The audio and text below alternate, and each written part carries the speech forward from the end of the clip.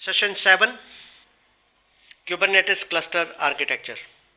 In this session, what you will understand is masters and minions, Kube API server, etcd key value store, scheduler, controller manager, kubelet, kubeproxy, and kubectl client utility. Kubernetes architecture. The Kubernetes works as API server. It's all about application programming interface interacting with the daemons and pods and the containers. kubectl is a utility which we use to send requests to API or user interface UI, that is, for example, dashboard. You send the request to API, then on the master we have API server waiting for these requests. We also have a scheduler to schedule the deployment of the pods and setup of the pods. Controller manager is for controlling that what we need to have, like the director of a company. etcd is the store where we put our key value pair. We use etcd in many deployments, like I deliver training on OpenStack also. We use etcd database in OpenStack also to store the configuration data for the cloud. We also have on the worker node, we set up a kubelet and kubeproxy. Kubelet is the agent and kubeproxy allows the network connectivity, internet connectivity or the networking. So kubelet interact with the API server to set up your required infrastructure on the worker nodes, that is to deploy containers and pods. And Docker runtime, Docker daemon is used on your worker node for this image management and container management. These are all containers which are grouped together in the form of pods.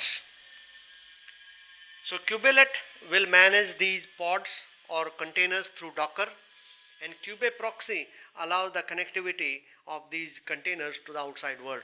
This is the Kubernetes architecture. That's how it works. What are the components? Let's understand. Master node components are API server, scheduler, controller manager, and etcd. Working of Kubernetes. Master controls the cluster and the nodes in it. Nodes host the container inside them. Containers are inside separate pods. Pods are logical collection of container which needs to interact with each other for an application. Replication controller is master resource to ensure that requested number of pods are running on nodes always. Service is an object on master that provide load balancing across replicated group of pods. That's working of Kubernetes. Master machine components in Kubernetes. API server. Kubernetes is an API server which provides all the operations on the cluster using the API. API server implements an interface, which means different tools and libraries can readily communicate with it. Controller manager. This component is responsible for most of the collectors that regulates the state of cluster and performs a task. In general, it can be considered as a daemon which run in non-terminating loop, and it is responsible for collecting and sending information to API server. Scheduler is one of the key components of Kubernetes master. It is a service in master responsible for distributing the workload on the nodes. It is responsible for networking, for tracking utilization of working load on the cluster nodes, and then placing the workload on which the resources are available and accept the workload requests. In other words, it is a mechanism responsible for allocating pods to available nodes. The scheduler is responsible for workload utilization and allocating pods to new node. etcd, it stores the configuration information which can be used by each of the node in the cluster. It is a high availability key value store that can be distributed among multiple nodes. Yes, it is distributed database system. It is accessible only to Kubernetes API server, as it may have some sensitive information. By definition, it is distributed key value store, which is accessible to all when required. Docker, we spend entire day on Docker and is a prerequisite. The first requirement of each node is Docker, which helps in running the encapsulated application containers in a relatively isolated but lightweight operating environment. Kubelet service. It is a small service in each node, that is, we can call it an agent, responsible for relaying information to and from control plane service. It interacts with the etcd store to read configuration details and write values. It communicates with the master component to receive commands and work on those commands. The kubelet process then assumes responsibility for maintaining the state of the work and the node server. On worker nodes, we have a kubelet proxy. This is used to manage individual host subnetting and make service available to other components. It's a small proxy server called kubeproxy is run on each node server. This process forward request to the correct containers. It can do primitive load balancing also, and is generally responsible for making sure the networking environment is predictable and accessible but isolated where appropriate. Pods. Containers are themselves contained in objects called pods. We have a comprehensive session on pods, so no worry. Pods are made up of one or more containers that work together and share the lifecycle on the same node. For example, a pod may consist of main controller that runs the application server and a helper container responsible for retrieving files when it detects changes to the external repositories. Like containers, this is one container, another container, file system, network. These are different containers, but together they are forming one pod. So Kubernetes cluster manage each pod as a single unit. Kubernetes service, I'm going to spend one session on it, service part. That's a comprehensive session because we need to understand in detail this part. Kubernetes object expressing pod networking endpoint, that is internal or external IP addresses, how they are accessible. Service to associate with pod through label selector. Cluster IP expose on cluster internal IP. Node port expose on node IP via static port. Load balancer expose externally on private node, provider's network load balancer, and external name map service to DNS service. This is the answer that yes, you can even have running it on a domain name. You can configure it on a DNS service. Kubernetes manifest. Our entire 4 days training, rest 3 days training will focus on this manifest file, because every deployment we will create, every pod we will create, every service we will create, we are going to use this manifest file. In general, let's discuss this manifest file. This is a YML file.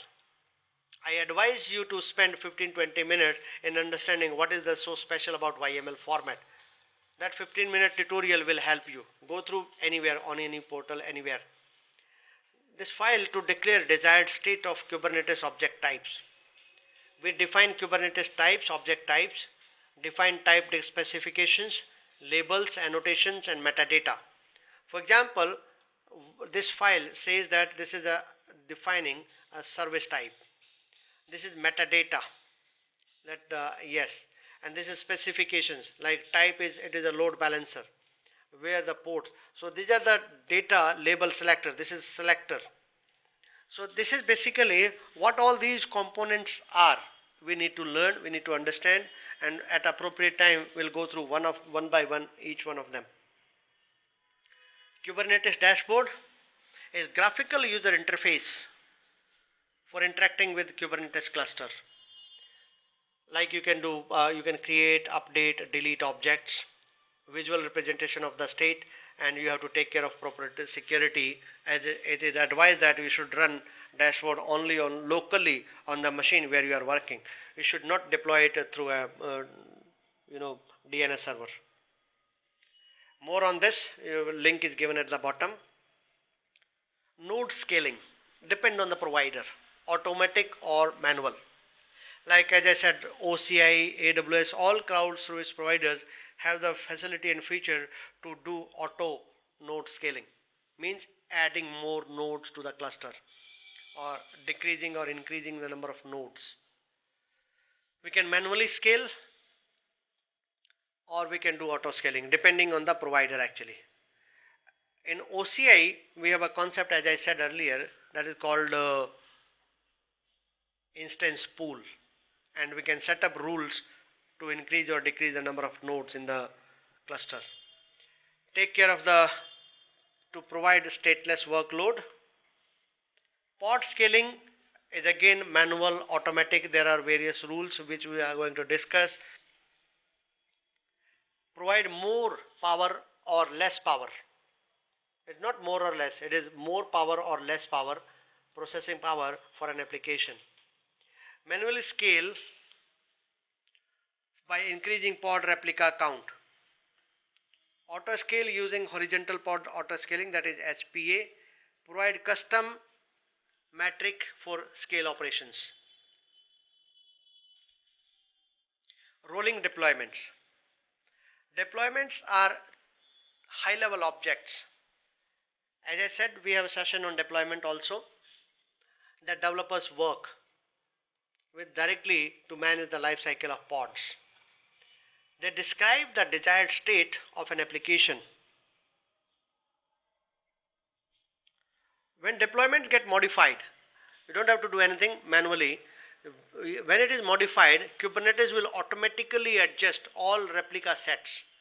Again, we'll discuss replica sets also. This is a topic which make it possible to perform update without affecting application availability. Zero downtime application updates. Again, you'll learn it through examples. Deployment must contain more than one replica. Pods are incrementally updated. Configurable update schema, that is, you have to specify maximum, unavailable or available, and roll back to previous version is also possible. Service. Pods are only accessible within their Kubernetes cluster. So, to make your application available to the outside world, pod must be exposed as a service. A Kubernetes service group together related pods and present them to end user as a single entity. As I said, we have a comprehensive session only on this topic called service. Role-based access control. It provides granular access to resource and operations.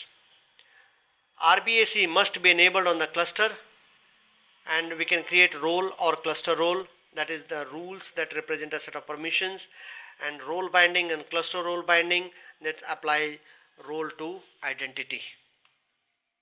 More on this given at the link at the bottom. That's all for this session. Thank you very much.